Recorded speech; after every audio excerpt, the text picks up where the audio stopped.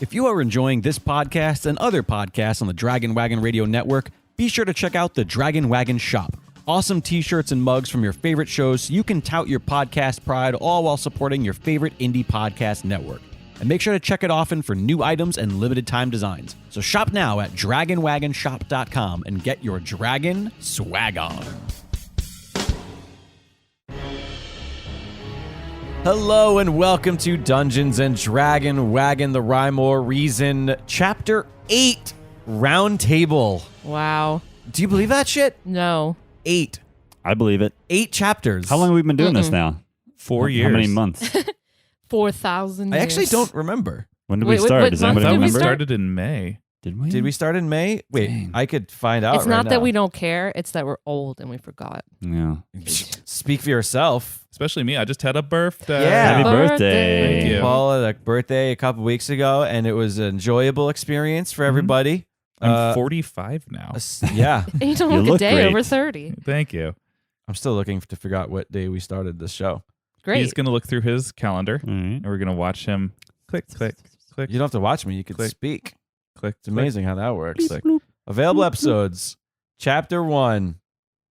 Well, do you count the prologue? May 23rd. Oh, wait, that's right. I forgot. I released it for my cousin's birthday.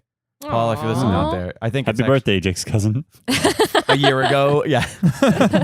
It's the present that keeps on giving. Yeah, May. Work for Jake and me. And herpes. So we've got a couple, we have only a couple months until we're a year old. Oh. Wow. That's kind of Happy crazy. birthday, D&DW pod. How should we celebrate our birthday? By taking a couple months off and doing another season and a couple months after that. Woo. Yeah. Maybe we'll all get some Sibyllin Blue Nightmare. Yeah. I still really want to make a Sibyllin Blue label t-shirt, like the label that would be on a modern bottle of, hard alcohol. Mm. I think given the interspecies turmoil of the land, that it would be like a very racist caricature of a Sibyllin. All right. Because so some other race created it and Yes. appropriated the Mhm. Sibyllin. I see. I think so. Are If you it's a being- racist, Jake? If it's being sold in Misty Cross, yeah. Mm. Why you That's say I'm a funny. I didn't even mention any of that. I just said I wanted to make a cool logo, and Paul was all like, "It has to be racist." I'm We're just talking thinking, about accuracy to the land. yeah, I'm thinking Yeah, yeah, logistically yeah. about this terrible place that we've decided to play in. You created it. Yeah. you can't be like. You decided to play in it. But I he's just created reflecting our it. real Technically, we world. didn't decide. We had no choice. We didn't know what we were getting into. That's true. It was a captive situation. Yeah, well, I gave you a choice. I was like, we can play in the interior of a 1920s elevator or a magical land. That's fair. I've thought about that actually. Like, when things are terrible and you live in that land, like that you're used to that, so things aren't terrible in your mind. So I was thinking, like, this Monson, I assume slavery exists somewhere in this world. Like, the Monson probably doesn't care, right? And he's like, slavery, whatever. Maybe, especially not the way he treats elves. Jerk. Treats everybody. Yeah. We breezed right past the best possible segue when I said we were captive. It was a captive situation. I could have then said, speaking of captives, you know who was a captive? Our chapter 8 guest, Why was she a captive? Rin, was, she was a captive. Like Get the it? captive audience. No. Like I had her captured. Oh, And, like, okay. the whole bit and the ruse. Fake captured. Listen, I'm really good at segues, you guys. Very good. I actually have a +6 in segues. A lot of people don't know that. Like an elephant through a mouse hole. Yes, our chapter 8 guest, Havana Mahoney. Havana Ram. It's hard for me to say her real name, Mhm. Havana Mahoney, because like when I, first discovered her via Twitter, via our mutual friends, her name is Havana Rama, and that just seems to me like the more obvious name to call somebody. I wonder if she's ever said, "Hey, you can just shorten my name to Hominy." Hominy? Yeah, Why would they do that? isn't that The like grits? Yeah? How many grits? Mm-hmm. It's like a southern vegetable. Do I not think. get the reference. Okay. I'm from Long Island. Yeah. Hot dogs? Hot dogs. Hot dogs? No. Why didn't she just shorten her name to Hot Dogs? Havana was awesome. Yeah. And Rin was like a fucking awesome character. Also, a nice stark comparison to Fen Farrell. Like Yes. we got this like quite the departure. Yeah, we got this much like more chill and well, maybe not chill. Actually, no, the exact opposite of chill. That's what I was saying. More intense. She was intense passionate. as shit. Yeah. Also, I liked the fact that she's a silent sister, like just utilizing her language. And therefore, she was very specific about the way she spoke. I thought that was a fun little choice. Yeah. Do you think like if there was like a chill scale of our guests and quests that it would be Fen Farrell on one side and maybe Nora on the other side? Nora's the opposite. Furthest. She had no chill. She had no chill. Yeah. She had angry eyebrows. Those are her only eyebrows. Yeah. Nora shaved her eyebrows off and drew on angry ones. But by the way, we got Nora. We got her. Yeah, we got a letter from her. We got Lara. And thank you so much to Noelle and Mabry. Speaking of Wombo's names, I just combined her first and middle name. Thanks to Mabry. For reprising Nora for the letter, and also Andrew Mena at the end of episodes where people like allow us to re-record them for a piece. I always put a little thing at the end like saying thanks, and I totally forgot to do that in 8.1, and I felt Did you really? Yeah, I didn't do the whole like, hey, thank you guys. Listen, I got a lot of things going on. I thought I thought I heard it for some reason. You didn't. Maybe I just looked at the Instagram post and saw their names in the corner and was like, there's probably a thank you at the end of that episode. That's exactly what you did. Yeah. But yeah, 8.1 was a super fun, super like fun adventure episode. Like we got to fight a giant crocodile, which by the way, our best fight ever. Everybody gets in one strike. Oh, really? And we murder them. That entire fight was 4 turns. Wow. I didn't even think it ever did. Oh, it got the first strike, and all it did was like chomped on Rin's rope dart. Yeah. Nobody took damage in that fight except for Matson.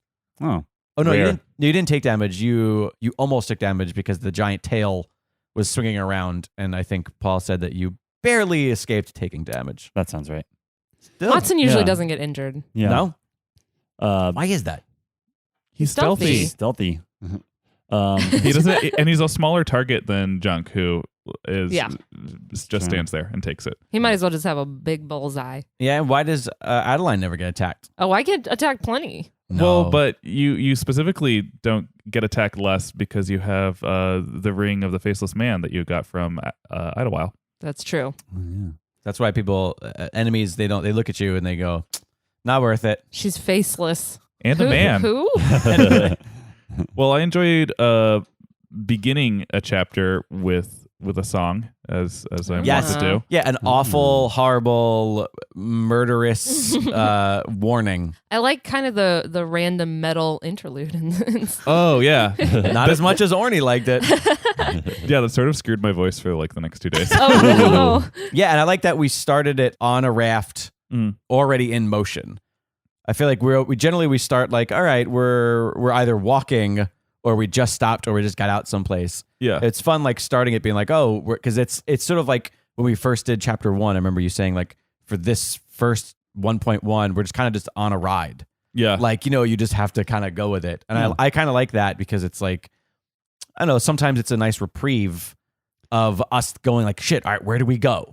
Yeah. When it's like, oh, we're on a raft and the water's taking us down. It's like going to an arcade game and playing a rail shooter where you don't have to worry about controls. You just have to shoot stuff. Or Pokemon Snap. Or Pokemon Snap. Yeah. Yeah, it Don't keeps things going, keeps things kinetic, which I think is something we try to do in this podcast. Like keep things moving. Right? Yeah. What Mercadile? A Mercadile. Yeah. Mercadile. What the fuck is a Mercadile? A frost-tipped Mercadile. A frost-tipped Mercadile. Yeah. I like to think that like someone just dipped him in like a really cold pond. I was thinking like he had frosted tips. He was a member of He's a real douche. Yeah. Specifically, the horns that grow out of a frost-tipped Mercadile are look like icicles in that they are crystalline in the way they come out of his head. Pretty. Yeah. Cool. Do So they it looks like easily ice, break? but it's actually crystals. Yeah, it's actually nice. That's cool. or like a very like see-through bluish resin that grows out of Junk that. should have broke one of those off instead of the tooth. Yeah. Yeah. No one wanted to investigate it any further. No. Well, there was a very serious conversation happening. True. There sure Junk was. meandered off and just Just grab a randomly tooth. took a tooth off. I figured they had big teeth. I was like, oh, I'll use. Now I have like a dagger weapon. Junk never had a dagger weapon. Now he's got a little. This dagger is what I thing. do now. Speaking of dagger weapons, Matson's got a spirit blade now. Yes. Yeah, I'm excited about that. Nearly killed us in some bread. Yeah. All right, I have a question. Okay. Mm. So the second Matsun touched the spirit blade, the blade like formed. Okay. What if Matsun was just holding the bread? Would the spirit blade have like formed and shot out of the bread, potentially stabbing whoever it was near? Here, the thing about the spirit blade, I don't know. I mean, this might answer too much, but it wouldn't have stabbed anyone. It has to hold him. I mean, it has to be around his hand.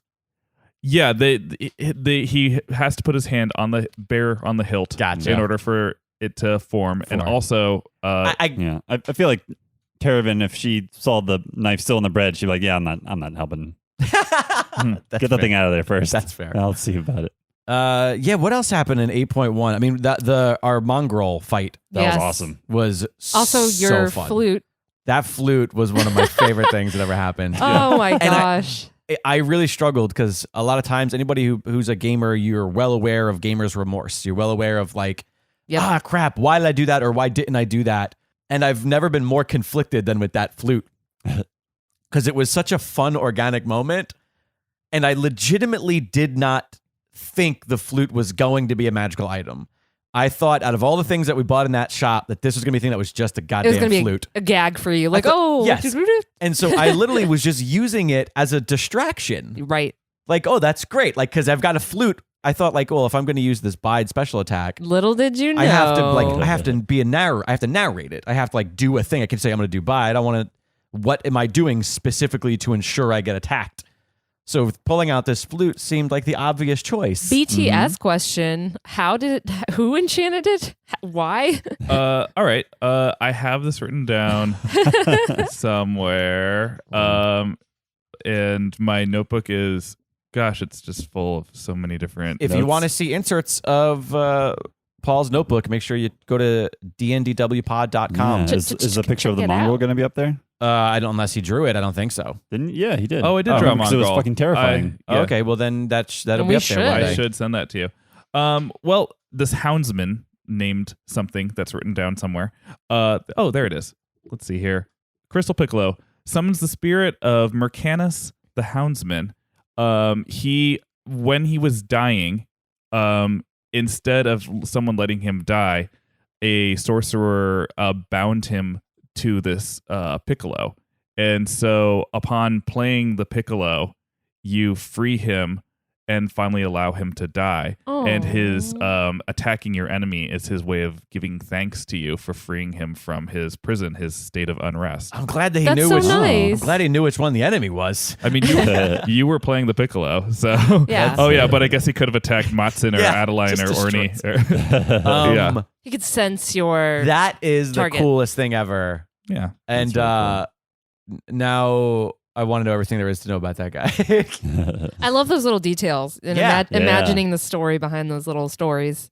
Oh, I do feel we did skip over the conversation between Rin and Junk on the raft, and more behind the scenes. As soon as Junk slayed Janessa in Right. one-on-one combat, Right. I knew that created a loose end that I wanted to revisit. Sure. And so as soon as that happened, I was like, so someone who has a relation to Right. Janessa. I'm also a huge fan of things coming in threes. During the prologue, we had Seneca, who was our first encounter Right. with a Silent Silent Sister. Then we saw them as a combined unit with Janessa and Terran up in King's Promise. And I wanted to revisit that with Rin. And thank you again, Havana, for doing that. Yeah, she was. Yeah, that was That's wonderful. really cool. Yeah, I feel like she really played that.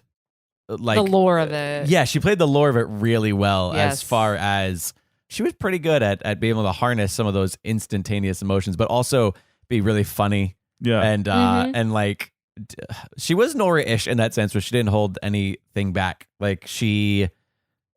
But she was very understandably angry. Oh She seemed yeah, very Her justified lover in was her- murdered by you. which is why it was great. Yeah, that raft ride, that was a tough one for Junk. Mm-hmm. And he was trying to You're be lucky like, you came out. he's trying to be alive. coy about it. I was actually expecting a full-on fight on the boat. Like I was like, all right, I'm gonna take this Statue of Darkshleen out, and then we're gonna get into a fight, and like people are gonna have to break it up. I was expecting that to happen. I was like, all right, here we go. And that's why I kept saying like Junk tenses as he says this, or he's afraid, or like, because I at any moment I thought I was gonna get stabbed with a rope dart. I do think that's it takes a lot for a guest of Quest to feel like, oh, I can attack the party. Right. Like, granted, I had given Gina DeVivo as Asteria full beforehand, saying like, yeah, this is what you're gonna do. So she sort of knew. Right. She's like, this is what's on the table. Her goal was to sacrifice me. Yeah, and she could have attacked you in the first part of the chapter. It would have been a very good ruse that way, but she was ready to and felt able to. She has a flair for the dramatic. Whereas I don't think I ever gave Havana that the option. That I didn't invite her to do that necessarily, but I did say you had a very close relationship with Janessa, and so I feel like her response in that moment was actually pretty authentic because she was like, oh shit, I know this, and this is going to come into play. Right. Yeah. And you know what? Not for nothing. It made for a great, because one of the things I love about Chapter 8, obviously being the person who plays Junk, it was a Junk redemption story, and it for like a few different ways. Like, it's a redemption story for Orny, it's a redemption story for Janessa, it's a redemption story now for Rin, and for Scampersant. Like, there's all of these like different things that all kind of tie up together very quickly in the last few moments. And I feel like trying to figure out a way to win over Rin was like my personal vendetta throughout the entire chapter. And I think that I succeeded at the end by killing myself. I thought maybe that would be enough. I mean, I tried just to give her a wet wolf pelt, but she didn't seem to want that. It was too stinky. There is one of these things that I wouldn't say lament, because we make no secret of trying to present this podcast in a way that it's very listenable. Right. But I do, one of the things I love about D&D and RPG video games are those downtimes and those wandering about moments. Right. And you got to think that path from parking the raft, going into the Narrows, and finding Rasa's Inner Sanctum, we just sort of got to Rasa's Inner Sanctum at the beginning of 8-2. And you did it in your intro, essentially. Yeah. But you could just sort of imagine the days of travel in very dense forest, and probably Matson and Lead macheteing things, and but Orny picking shit off trees. Yeah. Junk eating shit off trees. All of this fungus looks so phallic. Me keeping everyone on track. And like arguably Rin and Junk, just the sexual tension, just of the knife. Sexual tension? I don't think so. I'm kidding. At least Rin and Adeline, the sexual tension. Yeah. That was more way likely. more. Yeah. Yeah, and in I mean, speaking of Janessa, I feel like there have been 2 chapters in this game that have personally brought me to tears as we played them, and it was the end of 5-2 and the end of 8-2. Both were the 2 moments. I definitely teared up for 8-2 as well. Yeah. Between Orny and Junk. Yeah. Junk essentially, proving himself to Orny and trusting him, saying like, hey, I know you got that potion still. If I die, that's fine. I'm okay with it. But if not, that'd be great. That'd be really great. You know what would have been a twist if you let Orny die, because he was on death saving throws after getting shish kebabbed by Ugata. Yeah. But I wasn't gonna let him die. Yeah, that was like his. Once Orny took that spear, I was like, shit. Now, honestly, I contemplated even bother attacking Ugata for that last time. I was like, shit, maybe I should just go over and do something to help Orny. But I knew that she had to be on her last legs because we had been chopping away at her. Yeah. And I was just like, oh, she's prone. She missed a turn. Like, we had her on the rope. She started that battle badass. Yeah. And then there was a series of like 3 things that happened pretty rapid fire. I staggered her. Somebody else hit her prone, did a ton of damage, and then she's been being poisoned by Adeline. The Silent Meteor did good damage to her, and that was one of those moments where I was like, does Ugata ever show her cards? And I'm like, no, I think she's bravado till the end, even when she's like had 3 HP, Right. which is like Yeah. what she had at the end before you hit her. Right. Oh, geez. So I did all that damage, and all I needed to do was blow on her. Yeah. Shit, you shouldn't have told me that. Now I'm like, well, crap. I didn't have to do all that badassness.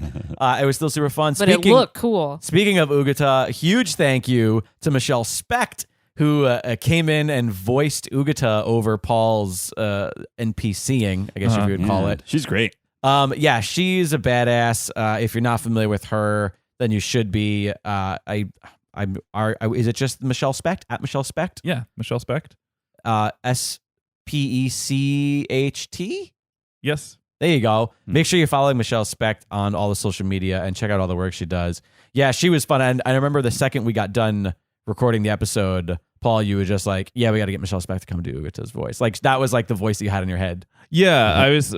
So Michelle is a huge Trekkie, and she's done the show that I wrote an episode for, Star Trek Continues, and she before that has done other fan Star Trek things. Also does voices for characters on Star Trek Online, and I've heard her do a Klingon voice before, and I was like, I just wanted her to bring that like deep, powerful boss lady voice. Gusto. Yeah, You wanted the gusto out of her. That's cool. I think you guys know her better than I do, maybe, but I get the feeling she's never like half-assed anything ever. She always gives like 100% when she's performing. Well, her Instagram account says very appropriately, I'm used to being told on set, that was great. Now bring it down a notch. Which is definitely something that I told her when we were doing those recordings. Yeah. But yeah, that the entire Temple of Rasa was incredible. That first room where there's the statue of Rasa and then the 2 doors, I felt like we all immediately thought that was like this complex puzzle. Yeah. But it was just like, oh no, there's 2 keys and 2 doors. Just pick a fucking door. Had a better search been done in this room, one might have noticed that there is a dust layer over basically everything in the sanctum, because it's not often visited, except for in the palm of the ebony statue's hand. Of the statue of Rasa. The statue of Rasa. Because if you think Ugata got there before you guys, Ugata's not going to do a puzzle. She's not going to hang herself. So yeah. So if you put your hand in Rasa's hand, it would have opened up a door between those 2 boxes In the back of the room, so we In could the have back of the bypassed the puzzle. So you could have. If one of us would have just rolled a freaking perspection. This is yeah, the- perspection. The mass all over again. Right, exactly. Didn't one of us roll for perception? Not in that room. We gotta get down and dirty. we got to get used to that, to actually just checking every tiny little thing. Which is funny because in a video game, I would have touched course. every surface. You know. Well, also you probably would have walked up to it and it would have been like press triangle to search statue. Right. It would have shined for some reason, even though it's like marble. Right. Yeah, it was gold. Yeah. Yeah, it says ebony statue, yet it's illuminated in gold. And that puzzle, how I love that Rin critical poetried. Mm-hmm. I mean, of all the things, I might be biased, but I was super excited. Yeah. Did you take offense to what Orny said about this is the first time anybody's ever said this? Studying poetry paid off. No, because it's accurate. So you're saying you're not a wildly successful poet, paying off all of your student debt with poetry right now? No one's paid off anything through poetry since the 60s. Yeah, it's not a lucrative career. No. You do it for the intellectual Satisfaction. Yeah. Or because you can't speak because you're bound to Darkshleen and it's just fun to read poems. Mm-hmm. Probably one of those two Which things. is why I do it, for sure. It's sort of like I went to art school, and I feel like art school is not some like having a BFA has really never helped me in my life. But boy, did art school help me learn about myself. There you go. Right. And poetry helped I feel Rin that way too, yeah. learn about the intentions behind the author is apparently what rolling a natural 20 does. Yeah. Yeah, that was great. Yeah, I like this puzzle. I like anything that kind of requires an element of danger or putting oneself at risk in order to progress. I think that was really cool. Right. Junk having to make that choice. Like, Right. well, this may kill me, but we Right. gotta do it. So here's all right. So I'm going to show my cards now that chapter 8's in the books and Junk is rid himself of Rasa. He is just normal again. He's not bound to Yay. this demoness Sans anymore. Rasa. I had a theory that entire time, and I had a theory, and I never got to challenge the theory. I had a theory that I wasn't going to be able to die. I mean, Rasa brought me back, and I had a giant gaping hole in my chest with no heart. My thought process was that maybe any vessel of Rasa cannot be killed with Right. a in a typical, conventional way. Yeah. Yeah. So my thought process for quite a while now, since chapter 4, really, campfire. Pod Dog is barking at the door. Pod Dog, what are you doing? Come here, Campfire Jones. Hashtag Campfire Jones. Anyways, I always get a plug in there. So my play style has been a little bit reckless because I kind of was under the standing that maybe I can't die. So when this hanging thing came, and obviously the clue of toys just prior, Chance told us like, oh, Rasa created all the orcs. So I was like, oh, that makes perfect sense. Like we're a toy. We were created by her. So regardless of the fact that I thought it was the right answer to the puzzle, my thought process was still like, oh, I can hang here all day and it's not going to matter because I can't die. No, obviously that wasn't the case. So Rasa wouldn't let me die in her own temple. here's the idea. If after Ugata got hit with that hammer, you might have noticed that I never said specifically that Ugata was dead. Right. Yeah. And the thing that happens to vessels of Rasa is that when they are taken, when all their HP leaves, they go into a stasis where they slowly heal. So Jake was correct in thinking that he never dies because the green beating hearts of vessels of Rasa don't ever stop beating. Right. But you could be like, as soon as your heart is cut out, that's when you're dead. It's sort of like killing a vampire that way, where it's like you have to stake the heart, otherwise. Gotcha. Interesting. Very interesting. Yeah. Speaking of which, the end of the episode, we defeat Ugata. Rin finally hears from Dark Shaline again, which was a beautiful moment. And again, we should do this. Huge special to Veronica Wiley for coming in and once again reprising Rasa / Dark Shaline / Shaline. Why are you smiling like that? Did she say her name wrong? No, I'm laughing because you did another wombo. You said special and thank you together, and so you said a huge special. A huge special? Yeah. Listen, I have Special. There's only so much time in these. I've had headphones on.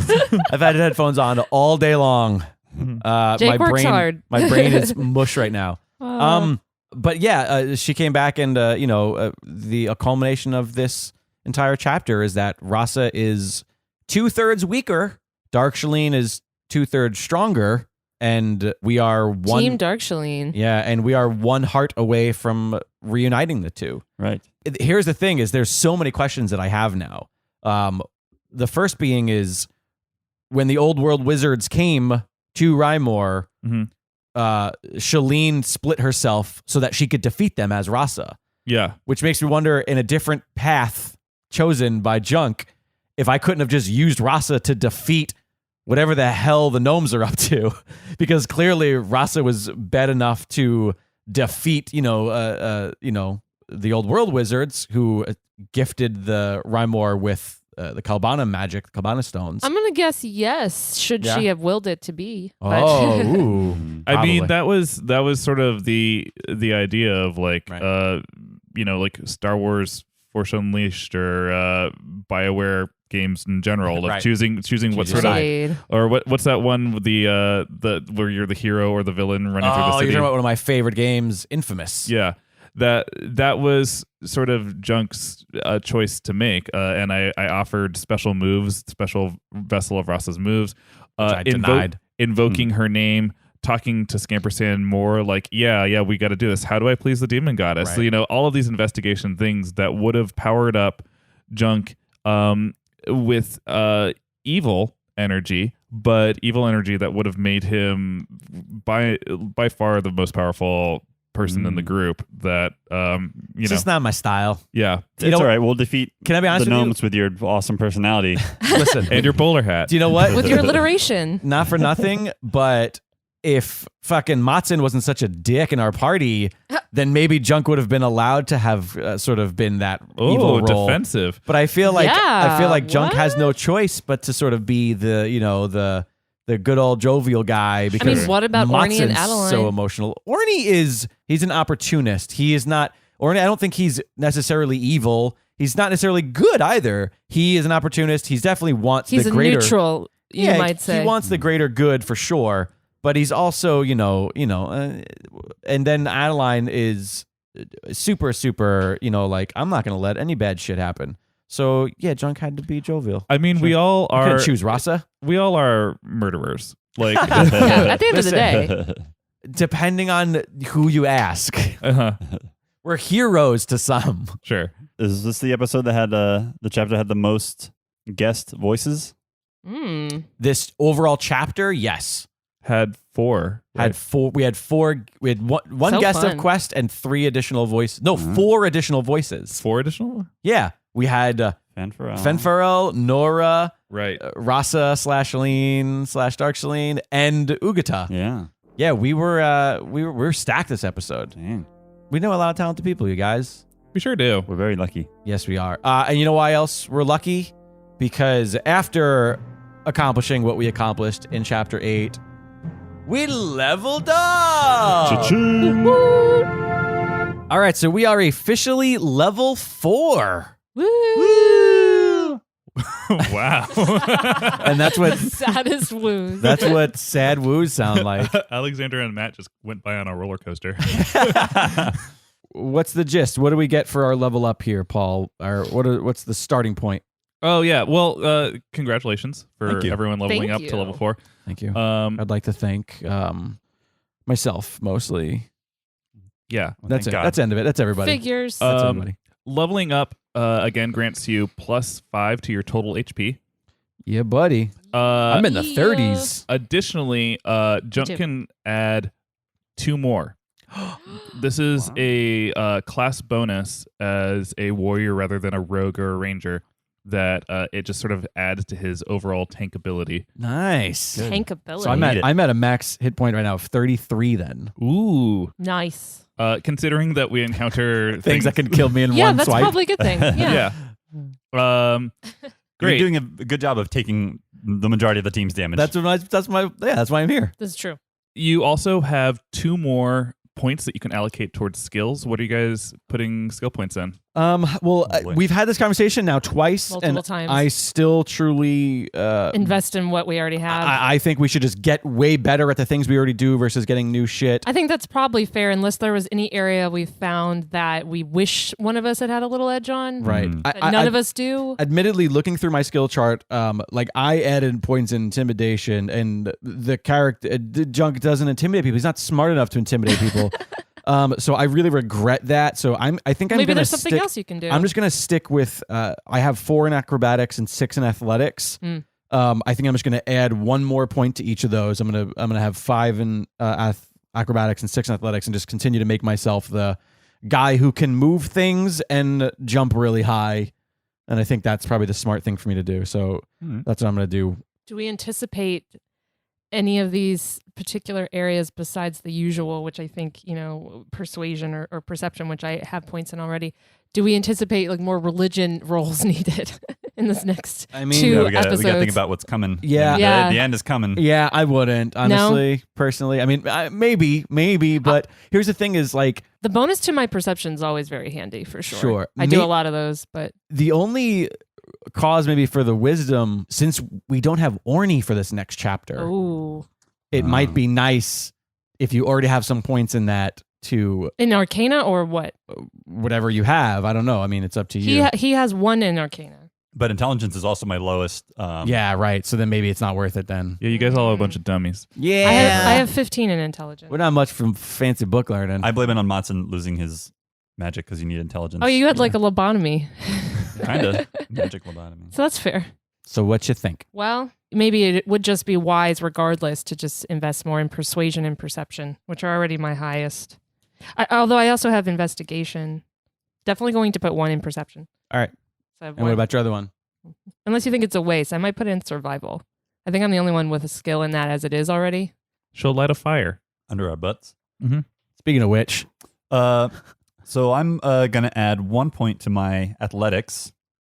okay, again, I feel like maybe I should be the athletics guy, but no, that's fine. I mean, Whatever, he you needs could it do too. No, whatever. Sometimes we all fine. need to do things. Kidding. And I don't have any points in my persuasion. I'm going to add 1 point. I feel like we're heading into enemy territory. So you're adding 1 to persuasion and athletics. Yes. Sweet. And what else do we get other than our points? You guys get 2 more slots for special moves. You can power up an existing special move that hasn't yet been powered up to always do 50% more damage, or you can have 2 new moves. So, By the way, I'm actually going to do 1 into investigation and not survival because I'm the worst. It's my prerogative as a lady. Sure. All right. Okay. So you're adding 1 to Investigation and perception. So I'm at 4 perception and 5 investigation now. So, Bye. for the record, Adeline's existing special moves are a powered up Eagle Eye, Pinning Shot, and Charm Arrow. She has these new move choices still just like waiting in her like move tree is the Chain Shot, which is inspired by Idlewild. That she shoots an arrow with a chain. She can pull the enemy to her Scorpion style. after passing a strength check. Get over here. She has Rain of Arrows. That one's still sitting around. It's an area effect move that fires a swath of arrows in a 10-foot radius. Whole swath. And it's spelled REIGN. Huh? Rain of arrows, right? No. Oh. But she can rename it that. That's fair. I think I did that with something. Yes, you did. There is a Guidance Arrow. This one's inspired by Fenferel's guidance ability and is aided by Orny's Ink of Directional Intent. Ooh. Adeline can bend her shot like that. What was that movie with Angelina Jolie? Wanted, based Yeah. on a fantastic comic book. They butchered it, though. She can bend her shot, define physics and corners to fire at unsuspecting enemies or hit without fear of hitting an unintended target. For instance, if Junk is battling an enemy and he's covering the Right. like the gnome in front of him that he's fighting, Adeline can like basically like name that arrow like I'm still aiming for that gnome, and it will go around Junk to hit that gnome. That's Cool. fun. Guidance requires some prep time but once it's fired, it will follow the enemy to the end of the earth. So meaning it'll cost her the first turn. Yeah. Okay. And then splintering arrows. Adeline fires 2 arrows at once for ×2 damage. The arrows landing at the same time cause a splintering burst in a 10-foot radius that do an additional D4 multiplier damage to any and all in the radius. And that's a D4 multiplier. So Right. Yeah. ×4. Yeah. At max. Yeah. This action requires a 2-turn recharge, but it doesn't interfere with other actions. So it's like basically this move just sort of like once I've done it, it sits and You can't recharges. do it. Yeah. You can't do it yeah. for It everything. requires a recharge round, a reach round. All right. That was Okay. a stretch. Does your fucking shoulder hurt from all that stretching? I have a question. From all that reach arounding. For powering up charm, Uh-huh. would that increase the success of being able to charm the enemy that I'm It aiming sure, for? yeah. They would have to pass a greater intelligence check. So I'm definitely going with guidance arrow. So fun. Cool. Very excited about that. And actually, I think I'm gonna go with splintering arrows as well. Oh, Yeah. Oh, very cool. 2 new moves. Wow. You got 2 new moves. Two new moves. Okay, splintering arrows. Because of my Riverwood longbow, I have ×2 attack +4. Would that then also be ×2 damage plus a damage D4 multiplier? Yes. it sure would. Because I've figured out the math. I think the highest I could potentially do is like 128. Yeah. damage. It's Yeah. fucking great. Yeah, that's awesome. That's badass. All right. Well, then we're going to move on to Junk. Your existing special moves are Rage Wind, Armor Break, and Bide. You have new move choices just sitting around from before is Knockdown. A successful standard attack will knock an enemy down and leave it prone for an easy attack. You now have, I would say, inspired by you embracing your orc inside or attempting to. Junk emits a fear-inducing roar, which enemies must pass an intelligence check. It startles all the enemies in earshot. He then may roll and strike for every enemy who fears him on the battlefield. So this is a great one Wow. for if there's 20 people around and 15 of them are afraid, then you get a free hit on everyone. Oh God, afraid. that's fun. Additionally, you have Hammer Toss. This is particularly helpful against large enemies. You might recall when fighting Mongrel that you did Rage Wind around his thighs. Junk can swing and release his Warhammer for a thrown meteor strike, perhaps inspired by Rin. Expertly, he retrieves his weapon as a free action. The damage is your standard weapon attack times a rolled d4 damage multiplier. This also requires a 2-turn recharge. Oh, boy. Now, that's a recharge, though. It does not affect my ability to continue to move afterwards. Yeah, it just means like I can still swing it, but I can't. Yeah. I'm not going to be able to throw my Warhammer again until I've gotten my strength back. Okay. Well, I feel like knockdown has become a little bit redundant since I bought the Warhammer because my Warhound has a chance to stagger, which is not necessarily the same as knocking down, but it ultimately has the same effect, right? Like if I stagger an opponent, then not really. The I next mean, shot. because a person who's knocked down could stay knocked down for several turns. Right. Several and turns. They'd also won't be able to get up until their next turn, and so they are free damage every time. Whereas someone who's staggered will still be able to defend themselves against other incoming that's fair. actions. Still, I think it's the least exciting out of all of the moves presented to me. Sure. What's happening? There's like a secret meeting going on over here in the corner. I don't know what they're talking about. I don't want to power up Rage Wind. I don't know how I would power up Armor Break. Basically, the defense check that the person has to pass is higher. Breaks, right? Yeah. Yeah, and I feel like Bide is fine how it is. I think I'm just gonna go with 2 new moves. I think I'm definitely going with Hammer Toss for sure. Mm-hmm. I like the idea of Thorin this bitch every now and then. And then from there, I feel like I've got to take Orc Rage, emitting a fear-inducing roar, getting the opportunity to startle and just attack a ton of people all at one time. That seems to me like a no-brainer. My question is when I roll for that Orc Rage, once people are afraid, is that just my standard attack? Yes, it's your standard attack. So it'll be me rolling a d6 plus 6 for the Warhound with a chance to stagger on everybody. That's fucking awesome. Yeah. So I'm going to take Orc Rage and Hammer Toss now, my 2 new specials that I've got. Now we're moving to Matson. All right. So Matson's existing special moves, he's got the most. He has Jackknife. He has Bloodletter, which has now increased since he leveled up to make people bleed at a -4 HP in every turn. Actually, write that down. His Leech Palm, which he has to reach over and be in touch range for him, now leeches at 4/4, meaning he'll take 4 HP from them and heal himself for 4. His Blood Mist still exists, and Taunt and Riposte. So his new move choices are Blind, which is still sitting around, is just throwing dirt in your eyes to blind your enemies. He has Spirit Sprint, which is Matson races across the battlefield and moves intangibly up to 6 small or average targets or 1 large target 6 times, slicing and dicing all the way. The damage is your standard weapon attack times a rolled d4 damage multiplier. This action also requires another 2-turn recharge. He also has Memories of Magic, which is brought on by the mysterious girl he carries on his journey. A pulse of magic flickers inside Matson's mind. He feels compelled to release the magic from his fingertips. What sort of spell will emerge? It's unknown. Its usefulness depends on the roll of a d20. Can only happen once per battle unless Matson is feeling especially affected, i.e. his health is below 10 HP, he's cornered by enemies, all of his friends are dead. It's sort of a a trauma-induced. So it's adrenaline-induced, really. Yeah. All right. Well, I hope it never comes to that. I do. I do have a question about the Blood Mist. Yes. Does that become more damaging? Does the range increase? Anything like that? Right now it has a range of 30 feet. Yeah. If you power it up, it sure does. Oh, okay. Everything gets powered by 50%. Yeah. The damage. I see. Well, I like both of these new moves. They're pretty cool. The Spirit Sprint sounds good. I feel like we're going to be getting into some shit. Not fewer like one-on-one battles. So I'm going to go with Spirit Sprint. Cool. Sounds awesome.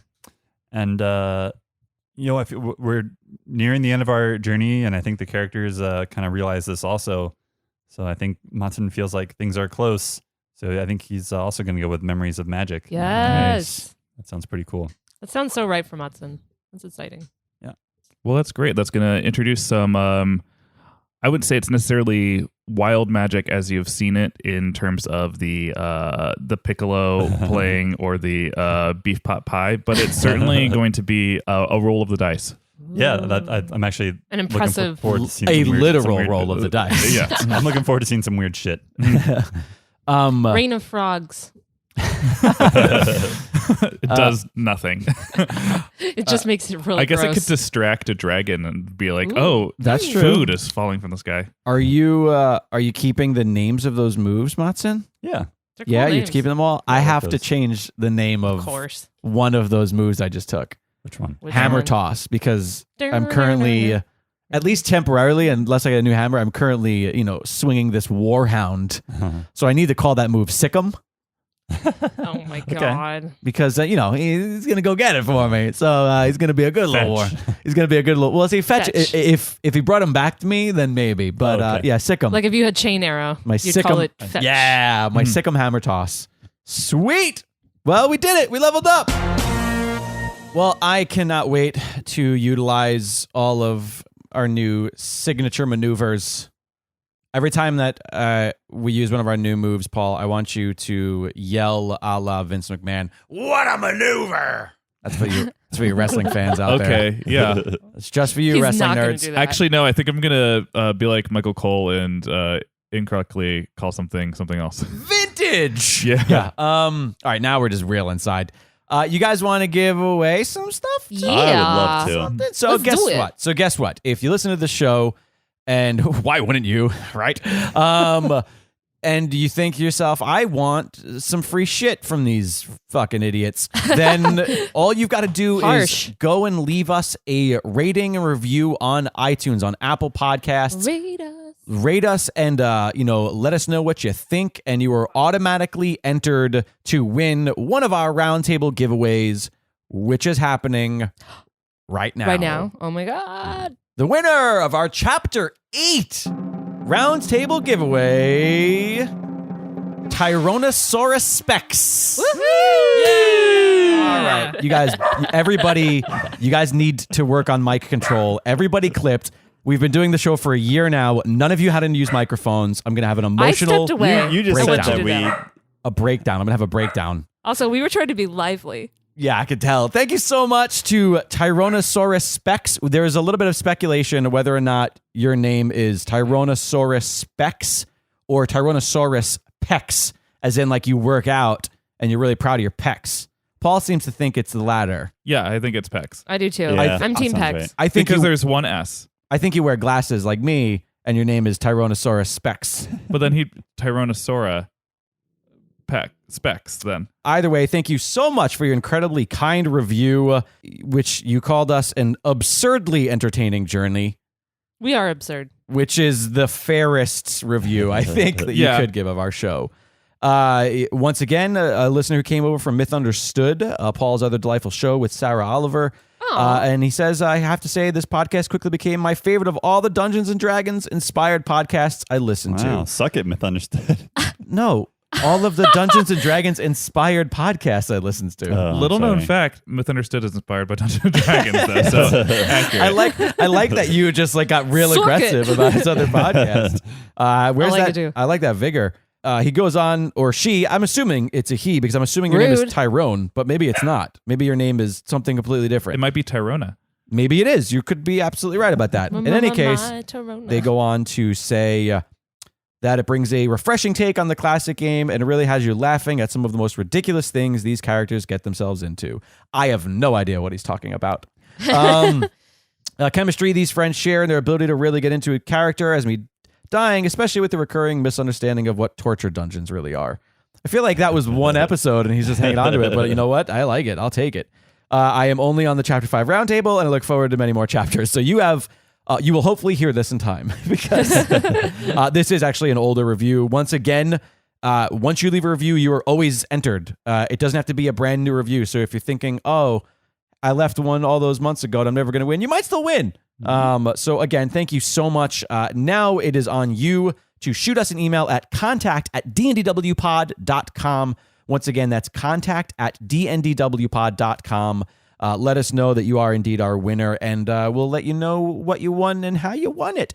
And again, listeners, please enter to win your own giveaway. It's not just for you, it's for us, because ratings and reviews are a great way for the show to find organic listeners and for us to, rise to the top of the, let's just be perfectly honest, thousands and thousands and thousands of Dungeons and Dragons podcasts. Yeah. I do. There are so many called Dungeons and Something or Something and Dragons. Yes, and we are one of them. We are. And so, listen, a lot of great shows out there. I don't think that it's over cocky of me to say that I think ours is quite special. And We're the best. I really do enjoy doing it and making the show, and I appreciate everybody who listens. So do us a favor, leave those reviews. They're a great way to help the show, and they don't cost you anything. But if you're thinking, I want something that costs me something, well, then there's another great way you can help out the show. You can pick up some merchandise at dragonwagonshop.com. There's some great tees and mugs, all stuff inspired by D&DW, and as well as just some cool D&D style stuff. There's a really awesome design that I call Nature 20. It is it's gorgeous. It's like a tree trunk. What would you call it? Sliced down the middle, halved? What would you call that design? Like a slice of wood? Yeah, a slice of a tree trunk with a nice D20 design built into the center of it, and it's kind of colored in a cool way. Lots of really fun stuff there, so make sure you're checking out dragonwagonshop.com. Every purchase goes a really long way into helping us keep the lights on, keep the bills paid, and keep Paul happy, because let me tell you, he drinks a lot, and if we don't keep just feeding him, just pouring beer and wine and all of those other things down his throat, Sibulan Blue, he gets very unruly, and I just don't like being hit by This him. got dark real fast. Yeah. Wow. I'm kidding, but not about the buying stuff from the shop. Well, yet another roundtable in the bag. As always, it's such a fun time sitting around Fun. and chatting about our game and the show with you guys. I love seeing you guys. Please make sure that you are following at D&DW Pod on all social media, and make sure that you're visiting. Oh my. Oh. Wow. Whoa, you guys. Hi. Hey, it's you guys. It's Junk. Hey, Junk just walked in. Hey, I remember you guys. Hey, Jake, you mind if I sit there? No, not at all. Go ahead, Junk. I'll go over here. Yeah. Oh, hey, hello, check. One, hello. One, two. You're such a natural on the mic. Yeah, I remember Careful you. on that chair, Junk. I remember you guys from last time. You guys are in the back of the temple. Wait, what? What are you talking about? I went back into Rasa's temple, and I was just sort of poking around, and I found this door in the back that I didn't realize was behind the altars. Oh, okay. Sorry, guys. There's a door in the back of Rasa's sanctum that's marked janitor closet. That's the door I went through. Yeah, it doesn't. No, it's a decoy. I didn't think you'd actually go in there. It's actually a door to our dimension. Yeah, and it was weird that it brings me right out into that room you have with the ceramic sink very low to the ground. You mean the toilet? Oh yeah, is that what you guys call it?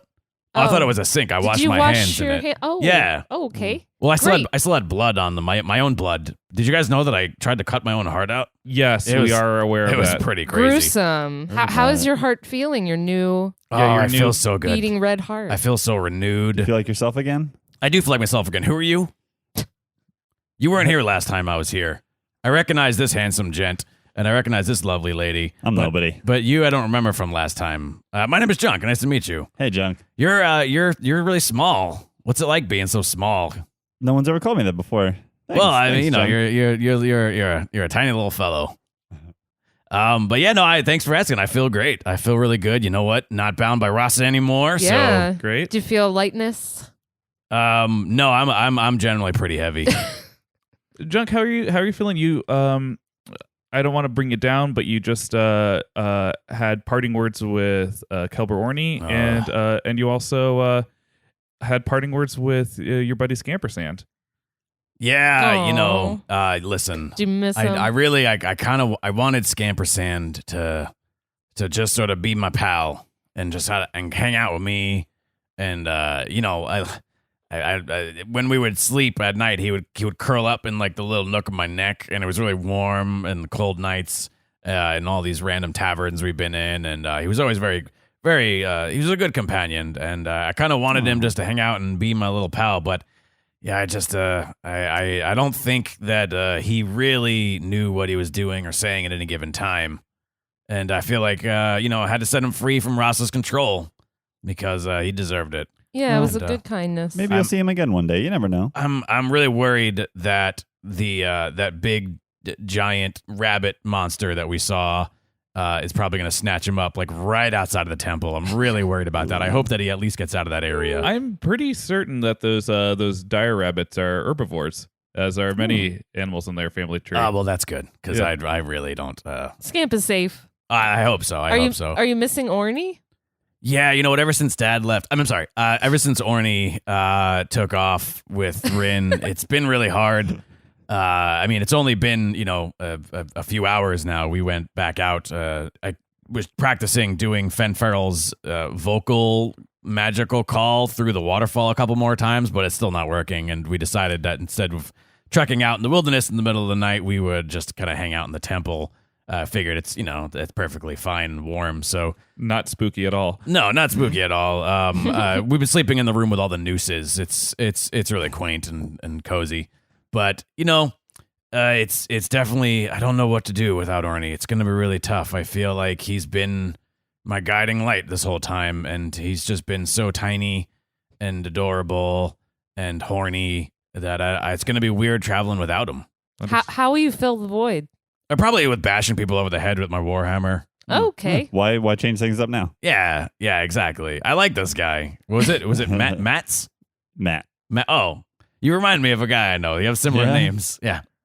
I have a question that maybe you can answer for me. Yes, you with the delightful beard. The Scampersand, we came to know him as a squirrel that was wearing a top hat, and we heard that when he was no longer enchanted, that his top hat fell off. Was he never without his top hat?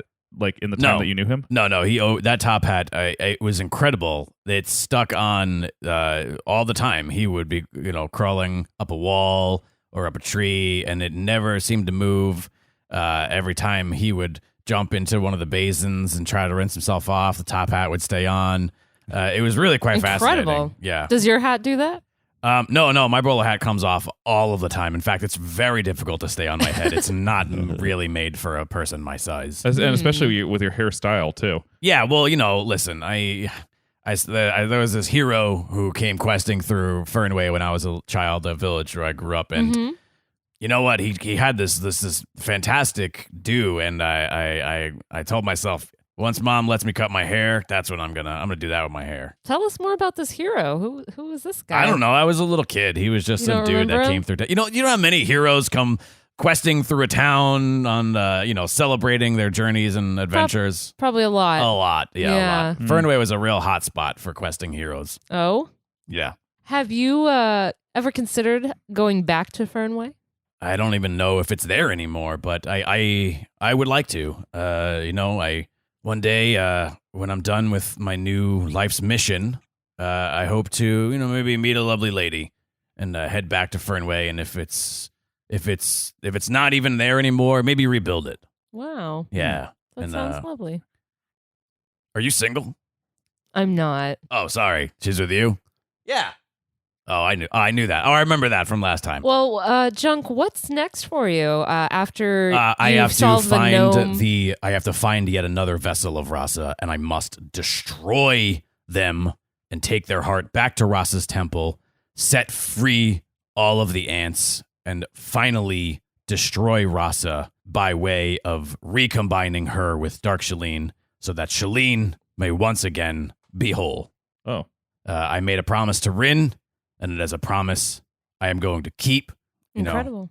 And I hope that I can do it pretty soon, because there's a lot of other stuff I want to do, and I really don't want to be tied to this for too long, but I gave her my promise. I'm going to do it, and it's going to get done. Yeah, I hear there's a water park in Manor Rock that is really fun. A water park? Yeah.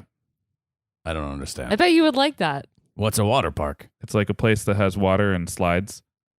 Slides? Yeah, you go down the slide and experience the thrill of going fast down a wet half pipe. Tell me more.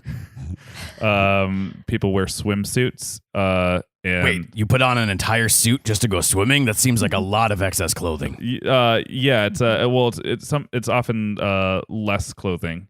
But it's Oh. very stylish. If you like your hat, you'd probably like picking out your own swim trunks. Oh, Yeah. I swim trunk. Oh, wait, there's a entire trunks. You have to put all of your swimsuit in a trunk. This is, I don't know. I don't follow any of this, I but think I'm we're very overwhelming fascinated. you a bit with the Yeah, details, this is. but- I usually just go swimming naked. Wow. That works too. I mean, that's what most people do where I'm from. In your birthday suit.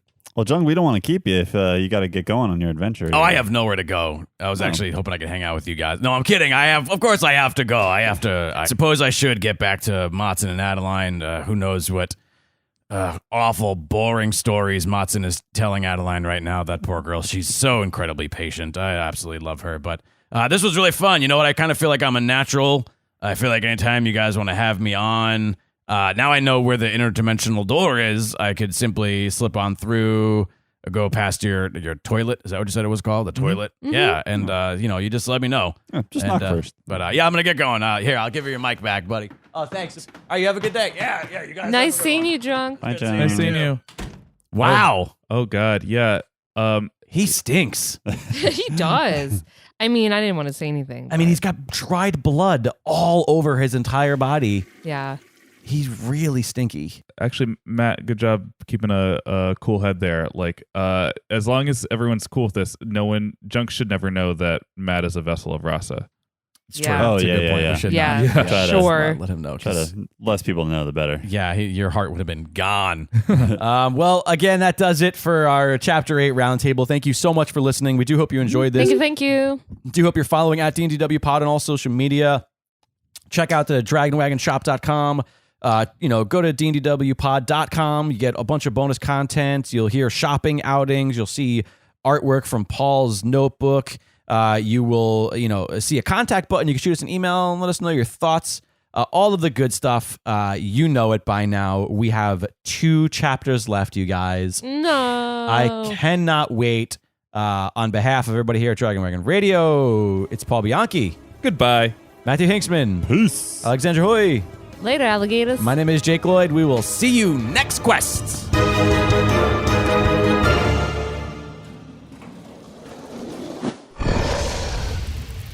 It's Dragon Wagon.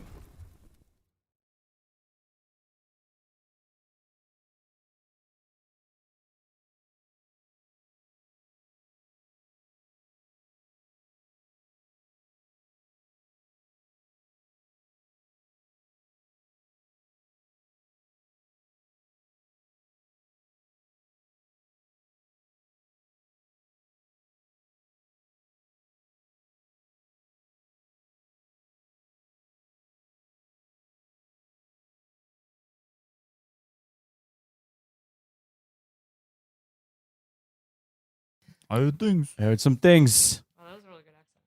I also hear things. I hear a lot of things about a lot of things. I hear a little bit about everything, if you know what I mean. I hear nothing. Oh, you didn't hear nothing? I hear nothing. I, mean, I lots heard a lot of but I things. hear nothing. Oh, I heard some things, and I think that you heard more than nothing. Are you saying you didn't hear nothing? Yeah, I heard it. Because if you didn't hear nothing, we got some things to say. Oh, we got some things to be. You got some things to hear if you didn't hear nothing. Will you put your mic in front of you? I need more coffee to deal with your shit. We're just gonna do some leveling up. Can you all stop hanging out in front of my shop?